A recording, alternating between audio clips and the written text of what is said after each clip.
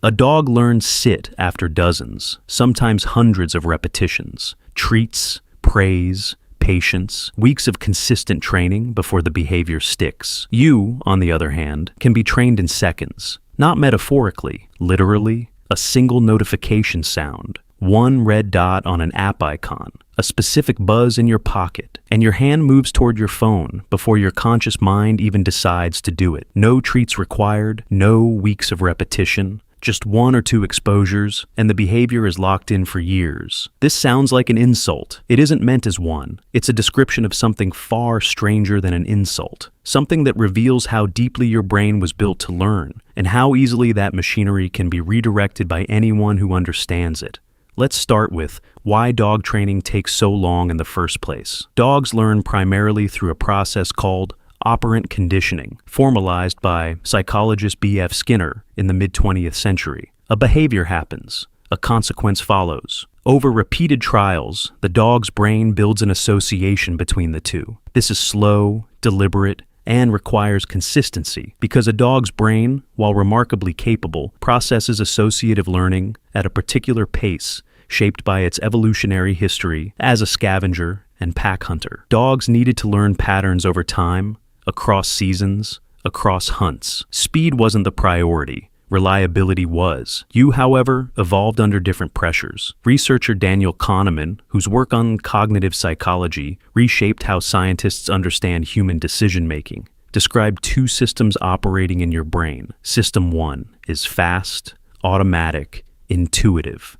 System 2 is slow, deliberate, effortful. Most of your daily behavior, the vast majority of it, runs on System 1. And System 1 can be trained almost instantly because it evolved to keep you alive in environments where hesitation could be fatal. A rustle in the grass, a shadow moving wrong. Your ancestors who paused to deliberate didn't always survive long enough to pass on their genes. The ones who reacted immediately did. This is the same machinery now responding to your phone. Researcher B.J. Fogg, who runs the Behavior Design Lab at Stanford, has spent decades studying exactly how quickly humans can be conditioned into new habits. His research identifies a formula. Behavior happens when motivation, ability, and a prompt converge at the same moment. Notifications are engineered prompts. Apps are engineered to lower the ability threshold to nearly zero. One tap, no friction. And the motivation, the desire for novelty, connection, or relief from boredom, is something your brain already supplies for free. Which means tech companies don't need to train you the way you train a dog. They only need to trigger a system that was already built and waiting. Here's where it gets stranger. Dogs require consistent reinforcement schedules to maintain a trained behavior. If you stop rewarding a trained behavior entirely, a dog's response will eventually extinguish. But researcher B.F. Skinner discovered something unsettling decades ago through his work on variable ratio reinforcement. Behaviors rewarded unpredictably, sometimes you get a treat, sometimes you don't, are far more resistant to extinction than behaviors rewarded every single time. This is precisely how most social media platforms are engineered. You don't get a satisfying notification every time you check your phone. Sometimes there's nothing. Sometimes there's everything. That unpredictability isn't a flaw in the system. It is the system. It is the exact mechanism that makes slot machines so effective. And it works on the human brain with even less friction than it takes to train a dog because your brain doesn't need food or survival incentives to respond.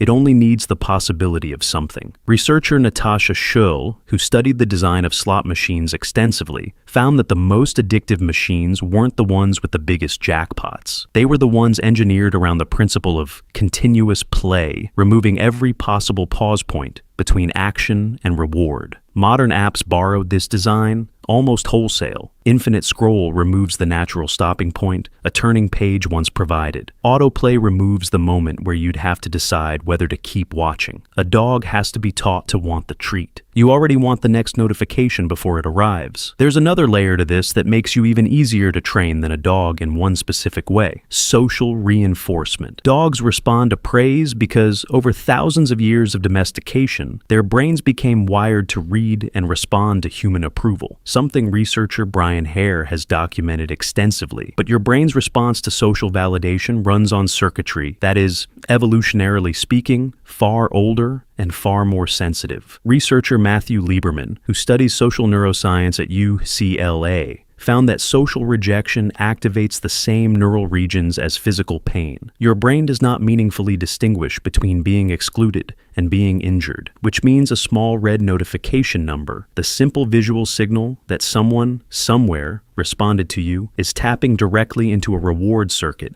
that took hundreds of thousands of years to build, and that no dog, however well trained, possesses in anywhere near the same intensity. So why does any of this matter? Because the comparison isn't really about dogs at all. It's about awareness.